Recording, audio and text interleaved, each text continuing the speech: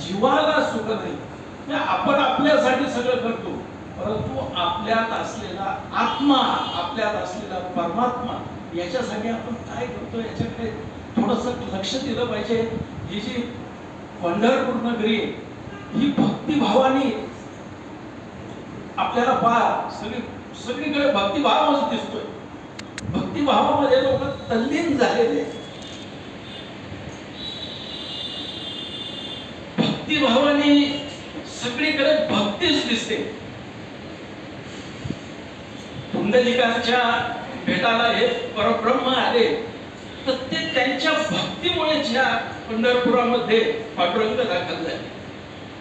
या भक्तीच्या पायावर ही पंढरी अनेक वर्षांपासून, अनेक हजारो वर्षांपासून या ठिकाणी आहे. जेव्हा नव्हते चराचर तेव्हा होते पंढरपूर. भक्ती आणि भक्ती बस. आणि तो भगवंत जर प्राप्त करून घ्यायचा असेल तर त्याला एकमेव एक इलाज आहे, तो म्हणजे भक्तीचा. बस भक्तीशिवाय त्या परमात्म्याला आपण प्राप्त करू शकत नाही.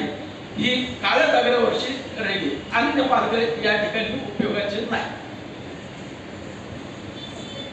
समस्त जीव हे भगवंताला प्राप्त करण्यासाठी प्रयत्न करतायत, अहोरात्र प्रयत्न करतायत. परंतु भक्तीच्या बाबतीत तुम्ही अनेक वेळेला सगळं काही ऐकलं असेल, पण भक्तीच्या मध्ये काही भक्तीला बाधक तत्व सुद्धा आहे. ते बाधक तत्व जर आपण बाजूला ठेवले तर परमात्मा आपल्याला निश्चितपणे प्राप्त होईल आणि उपजेल तो नासे नासेला दिसेल. हे जे चक्र ज्ञानेश्वर महाराजांनी सांगितलेले हे तोडता येईल. या भक्तीला एक भक्ती जर आपण जर बघितली तर वेदांतामध्ये भक्तीचे 3 प्रकार सांगितलेले. एक स्वरूप सिद्धा भक्ती, एक संग सिद्धा भक्ती, एक आरोप सिद्धा भक्ती. हे 3 प्रकार, या 3 प्रकारामध्ये सर्व प्रकारच्या भक्ती ह्या आलेल्या आहेत. आता ही स्वरूप सिद्धा भक्ती काय की फक्त पांडुरंगाची त्यांच्या सुखासाठी निष्काम केलेली भक्ती. त्यात कुठल्याही प्रकारचं ज्ञान नाही, कुठल्याही प्रकारचा योग नाही, कुठल्याही प्रकारच्या कर्माचं मिश्रण नाही, अशी भक्ती. याला स्वरूप सिद्धा भक्ती म्हणतात. आपण सगळे ती करतो. आरोप सिद्धा भक्तीमध्ये काय की आपण कर्म करायचंय आणि कर्मफल भगवंताला श्रीकृष्णाला अर्पण करून द्यायचंय. आपण सगळं प्रवचन वगैरे झाल्यानंतर नव्हतो झालेली सेवा मी पांडुरंगाच्या चरणावर पाहिजे. म्हणजे कर्म तर करतोय, की बोलतोय, तुम्ही ऐकताय, हे कर्मच झालं. मग हे कर्मफल सुद्धा भगवंताला अर्पण करून टाकायचं, ती आरोप सिद्धा भक्ती. संग सिद्धा भक्तीमध्ये काय की कर्मही करायचं, भक्तीही करायची.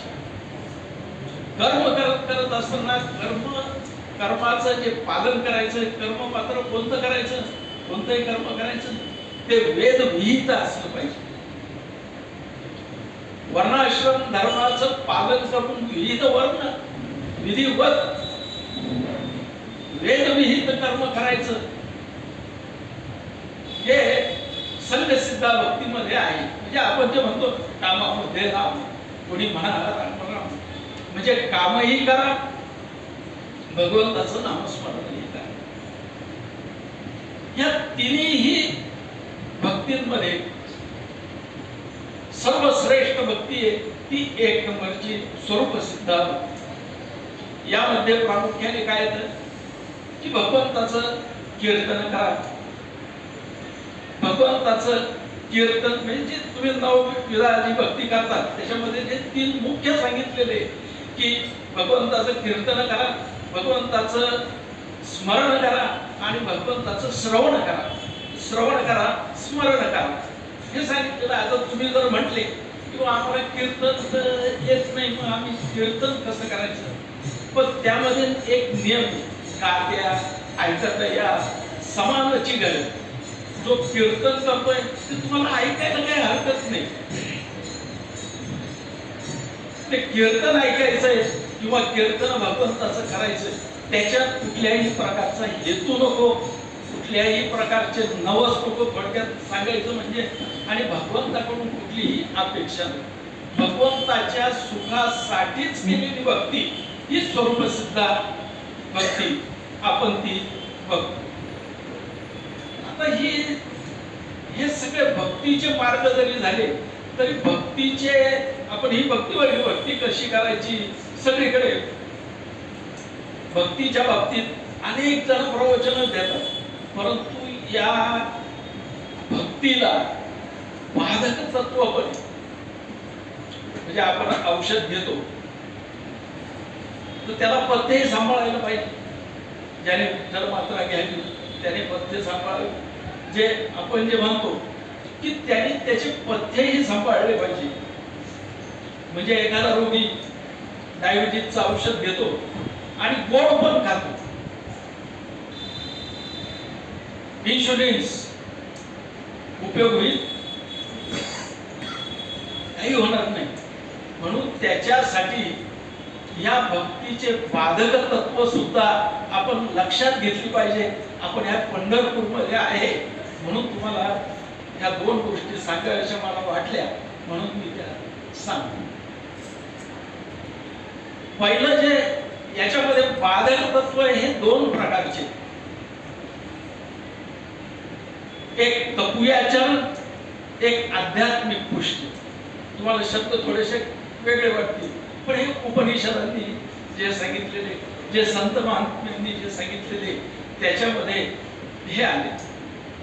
म्हणजे अर्थ तुम्हाला बरोबर तो नाही, परंतु आता ही वेदांताची भाषा. तर हे तपुयाचरण काय? या तपुयाचरण मध्ये तीन भाग, एक जिम्न भाव, एक अमृत भाव, एक माया भाव. हा जिम्न भाव काय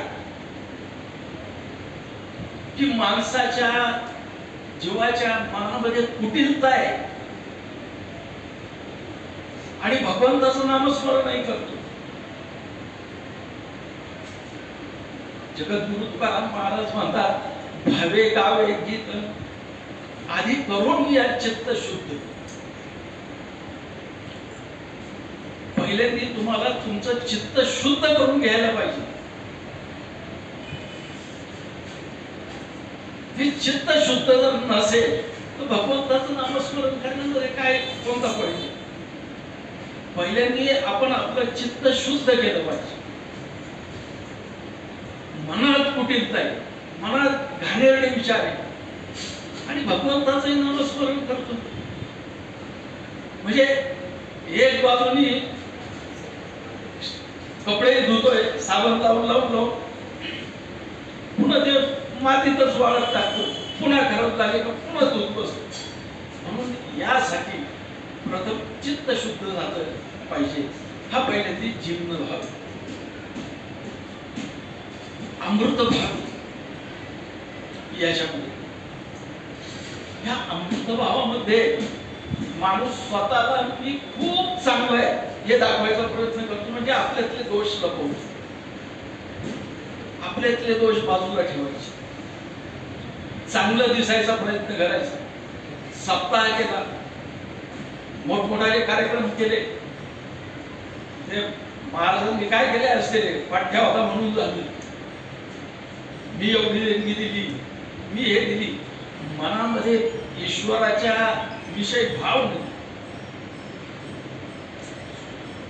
भगवंताच्या विषयी भाव नाही आणि भक्ती करतो. मग किती मोठमोठ्याल्या पंक्ती दिल्या, किती मोठमोठ्याले अन्नदान केले, तर त्याचा काही उपयोग होत नाही. यासाठी जे काही करायचं ते समर्पण भावनेने हे आपण सर्वांनी केलं पाहिजे. म्हणून चांगलं वागलं पाहिजे, चांगलं दिसायचा प्रयत्न करणं काही पॉईंट नाही. तुम्ही कसे राहा, पण वागणं तुमचं फार चांगलं आणि गोड वाटलं पाहिजे, समाजाच्या ते हिताचं असावं, त्याला मार्गदर्शन करत असावं.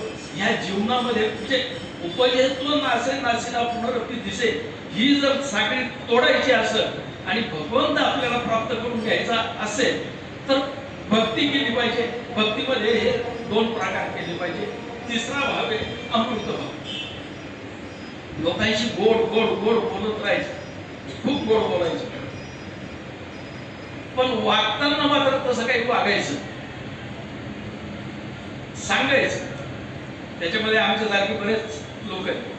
कीर्तन करायचं, प्रवचन करायचं, सगळं करायचं, लोकांना खूप ज्ञान द्यायचं, पण तसं वागायचं नाही.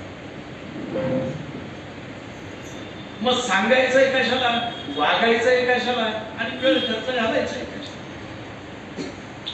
ह्या तीन गोष्टी ज्या आहेत ह्या भगवत प्राप्तीच्या आड आहेत. हे पुढे माणसाला जाऊ देत नाही, हे मध्ये त्याची तंगडी असते आणि मीपणामध्ये सगळं टाकावं लागतं. आता यामध्ये हे झालं तपयाच्या. आता आध्यात्मिक गोष्टीमध्ये याच्यामध्ये चार गोष्टी येतात. एक काल गोष्टी, भगवत गोष्टी. त्या भगवत गोष्टीमध्ये काय करून घेत भगवंत. आपण जर म्हटलं ना चल वारीला यायला त्याला, अरे मला अजून काही नाही, ज्या वेळेला मला भगवंत बोलवेल त्यावेळेला मी अवश्य येईल, आता मला याची काही गरज नाही. भगवंत तुला बोलवणार नाही, तुला वरती बोलवत, वारीला नाही बोलवत. पण सांगताना एक सांगायचं की भगवंत मला बोलव, मला बोलव. असं करत करत करत आयुष्य घालवत. भगवत गोष्टी, शरणवर्ण गोष्टी. कोणीतरी सांगितलं किंवा गुरु केले पाहिजे. आपण जीवनामध्ये सद्गुरु हे केले पाहिजे. अनेक संतांनी सांगितलं, अनेक कीर्तन ऐकले, केले गुरु. आता गुरु केले, माळ घातली, सगळे केले, पण गुरूंनी सांगितलेल्या काही गोष्टी करायच्या, काही गोष्टी करायच्या असतात. सांगितलं बाबा तू इतका मंत्र रोज म्हणत राहतो, गुरुची आज्ञा आहे, गुरु आज्ञा ही प्रमाण. मग गुरुंची आज्ञा जर पालन करायची तर मग गुरुंनी जे सांगितलं ते पूर्ण केलं पाहिजे. काही गोष्टी गुरुंनी सांगितलेल्या करायच्या आणि काही गोष्टी गुरुंनी सांगितलेल्या करायच्या. म्हणजे ज्या आपल्या सोयीस्कर असतील त्या गोष्टी करायच्या, ज्या आपल्याला सोयीस्कर नसतील त्या सोडून द्यायच्या. याला उपयोग नाही. पूर्ण समर्पण भावना पाहिजे. यानंतर काल गोष्टी येतील. अरे जेव्हा वेळ येईल त्या वेळेला मी करत, भगवंत माझ्याकडून करून घेईल, काय काळजी करायची नाही, आम्ही करू, आम्हाला त्या वेळेला करू. या सगळ्या ज्या गोष्टी आहेत ह्या भक्तीमध्ये हे बाधक तत्व. हे तुम्ही आज सोडा, करोडो जन्मानंतर सोडा, पण सोडावं लागलं. त्याच्याशिवाय भगवंताची प्राप्ती होणं शक्य नाही. हे तुम्ही कधीही सोडा. आजपासून सोडायला सुरुवात करा, अवघड आहे. ऐकणं खूप सोपं आहे, त्याप्रमाणे कृती करणं हे अत्यंत अवघड. मग तुम्ही सांगितलं ना महाराज इथपर्यंत झालं, हे सोडा ते सोडा. मग आता तुम्ही एक सांगा की मग ही भक्ती आम्ही करायची कशी. त्यामध्ये आपल्याला जगद्गुरु तुकाराम महाराजांची आज्ञा आहे, वेदशास्त्र नाही पुराण प्रमाण तयाचे वदन नावलोका. त्या आपण जे बोलतोय त्याला कुठेतरी आधार पाहिजे. कोणाचा पाहिजे? वेदांचा पाहिजे, शास्त्रांचा पाहिजे, उपनिषदांचा पाहिजे, वेदांचा पाहिजे, शास्त्र पुराणांचा त्याला आधार पाहिजे. तरच प्रवचन करावं. प्रवचनामध्ये महाराज असं नाही सांगत माझ्या मातांनी मला वाटलं म्हणून. उद्या तुला काही वाटत. आपली माईक बुद्धी आपल्याला मायाधीन हा जीव आहे. एक मायेचा पुत्र आहे मन, तो सतत आपल्या बरोबर आहे. याच्यामध्ये काय किडा येईल हे सांगता येत नाही. म्हणजे चांगलं चालता चालता चालता काय डोक्यामध्ये भनभन होईल, ही जी डोक्यामधली जी गडबड आहे ही मनात होती. आणि मन हे मायेचा पुत्र. तो सुईचं काम करून देत नाही. मनामध्ये काय येईल हे सांगता येत. पंढरपूरला जायचं तयारी करतो, हे करतो, सगळं करतो. टीव्हीचं बघतो बातम्या, खूप पूर आलाय सगळीकडे. मग पंढरपूरमध्ये येईल का? येईल का? नको, जायला पुढच्या वेळेस गेलं, संपला कार्यक्रम. ह्या एक मायेचा पुत्र मन हे आपल्यावर. पण या सगळ्यामध्ये, या सगळ्यांना जर आपल्याला ठेवायचं असेल, आपल्या हातात ठेवायचं असेल, तर भगवंताची जे नामस्मरण आहे हे आपण मात्र मनापासून केलं पाहिजे. कारण वेद म्हणतात इंद्रियभ्यो परारार्था अर्थे वस्य परमनः मनसस्तु परा बुद्धी बुद्धेर आत्मा महान परहा. म्हणजे इंद्रिय बलवान, हे डोळे बघतील, मनात काही सांगता येत नाही. इंद्रिय तर बलवानी. इंद्रियांपेक्षा इंद्रियभ्यो परारार्था अर्थे वस्य परमनः, या इंद्रियांपेक्षा मन श्रेष्ठ. या मनावर काबू कोण ठेवतं? तर बुद्धी ठेवते. आणि बुद्धीवर जर कोण परिणाम करत असत, त्या बुद्धीला कोण काबू ठेवत असत, तर तो परमात्मा आहे. बुद्धेर आत्मा महान परहा, हे कठोपनिषदातलं प्रमाण. आणि या रीतीने हे काम केलं पाहिजे. तुम्ही मला महाराज आता हे सगळं सांगितलं, पण ही भक्तीचं कसं करायचं? मग पहावे विचार. पुराणांमध्ये आपलं श्रेष्ठ कोणतं आहे? भागवत पुराण. भागवत पुराणामध्ये भक्ती कशी करायची हे स्पष्ट सांगितले.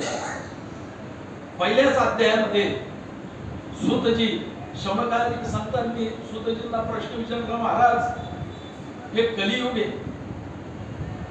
कलियुगामध्ये प्रत्येक जीवाचा उद्धार व्हायला पाहिजे, तर मग हा उद्धार व्हायला पाहिजे तर तुम्ही आम्हाला काहीतरी मार्ग द्या, काहीतरी उपाय सांगा. पण एक लक्षात ठेवा म्हटलं, उपाय देताना तो उपाय अवघड नसावा, कारण हे सगळे कलियुगी जीव आहेत. सगळे माणसं कलियुगातले, यांना वेळ नाही अजिबात, सारखे घड्याळाकडे बघतात. ते अल्पमती आहे, अल्पबुद्धी आहे, अल्पायुषी आहे. याच्यामध्ये भगवत प्राप्ती झाली पाहिजे. तर या भगवत प्राप्तीचा तुम्ही आम्हाला उपाय सांगा.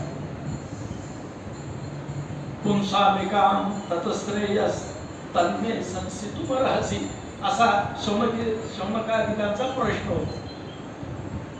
रूही यद्ददादानां येनात्मा संप्रसिद्धती, असं भागवतामध्ये त्यांनी पहिल्याच स्कंदामध्ये विचारलेले